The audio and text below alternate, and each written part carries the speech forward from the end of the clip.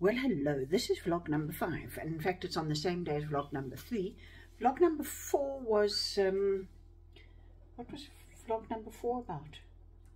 Oh, the spring garden in Aberdeen, which I just watched while I uploaded number 3.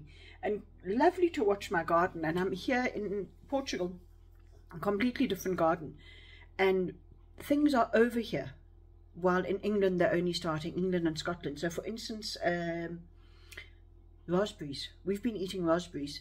Delicious. I'm definitely getting raspberry plants in my new house. We bought our house. It's come through and we went to see it last week when my partner was here. And we're definitely going to do raspberry bushes so that we can pop out of the kitchen and have some on our breakfast yogurt. Soy yogurt because I'm allergic to milk. But just magnificent. Raspberries here are wonderful. The fruit here is wonderful. I eat fruit here. I don't eat it in Scotland or England really, unless it's local, picked ourselves, because it doesn't taste the same. But what I'm wanting to talk about today is the fact that yesterday and today, the 2 days after my partner has left, I've been rather slack. I have done some things. I've got sorted, I've got organized, I've done some cleaning, I've looked after the animals according to my new little setup, but I haven't done nearly any of the things that I thought about. And I wanted to talk about why it is that we do it, and is it really as bad as we think it is? This constant procrastinating. So, the procrastination I'm talking about is like the one where you suddenly feel the need to tidy your cupboards rather than do a project that you've been meaning to finish, like reports you've got to write. If you were at university, it would be finishing assignments. You just don't get to your jobs because suddenly you need to tidy. You've got to clean the drawer out. You've got to do this. Now, there are a few points. Number one, tidying is actually creating an environment in which you can work and focus. Very important. I, in fact, have about 3 different environments. I have my sewing area where I sew, and I only sew at that spot. At that sewing table, on that chair, that's my sewing. And I can do 10 minutes of sewing, and I feel great. Or I've got my standing desk where I do my emails or things. Or I've got a chair where I sit and put my feet up and do social media. So I have 3 distinct areas in Aberdeen for that. Here I've created a space where I've now got a pot on a kitchen counter with my laptop on top of that, which is now the right height. I've got my light set up for my phone, and I've got my phone in its little thing here. So I'm all set up to do office work and to create some videos. And I found a spot, and I've cleaned the chair, vacuumed it all, because I've got 6 cats here, so vacuuming is quite important, where I can sit and do social media, look at things, read some reports, do some thinking. So creating the space in which you work is crucial. If you find yourself tidying cupboards, doing things, perhaps you need to rethink all the clutter in your life. That it might not be clutter in some ways, but it's holding you back. It's on your mind, and you're finding it more important than whatever project you planned. So tidying indicates that you haven't got a conducive environment for yourself. That's the first point.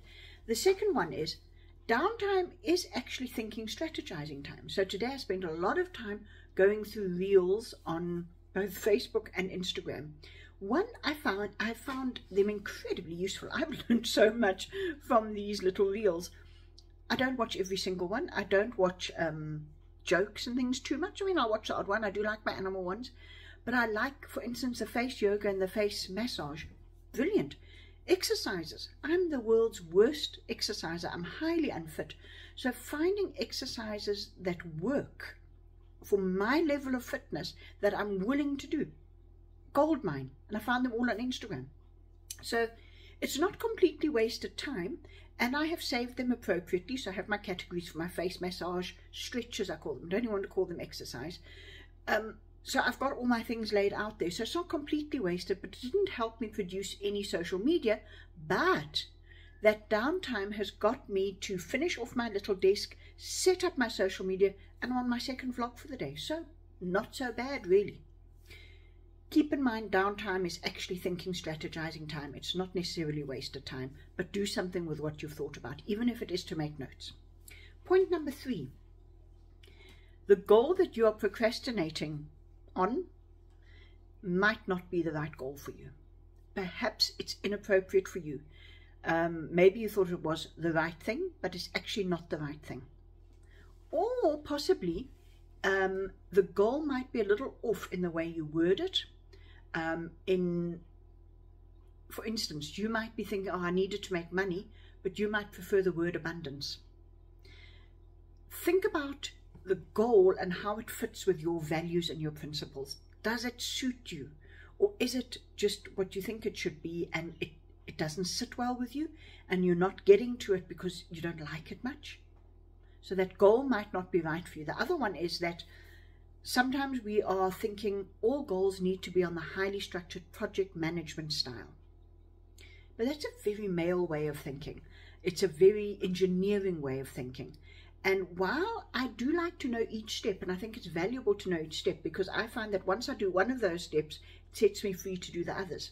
So knowing the different steps helps. But I don't like that highly structured timeline. It frightens me, it puts me off, it gets me procrastinating. So think about that goal, and is it worded correctly? Is it the right one for you? And are you tackling it in the correct way?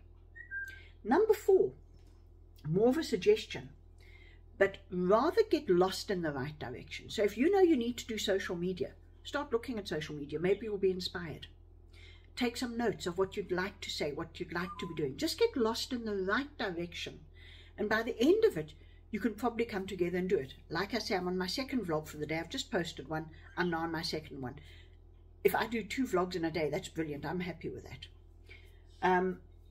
Or rethink your goal and the method of getting to your goal. That might be why you're procrastinating. So rather see procrastination as an indication of something. Maybe you need to be more comfortable with the topic. Maybe you need to create an environment in which you can work. Maybe you need to rethink the actual goal as whether it suits you, your value systems, your principles. And if you're still not getting there, move towards it. You don't have to get there on such a hard, rigid, step-by-step process, but start moving towards it and see how far you get. And you might find by the end of the day you're inspired because you're realizing you're running out of time. So I hope you've enjoyed that, and speak to you again. Bye.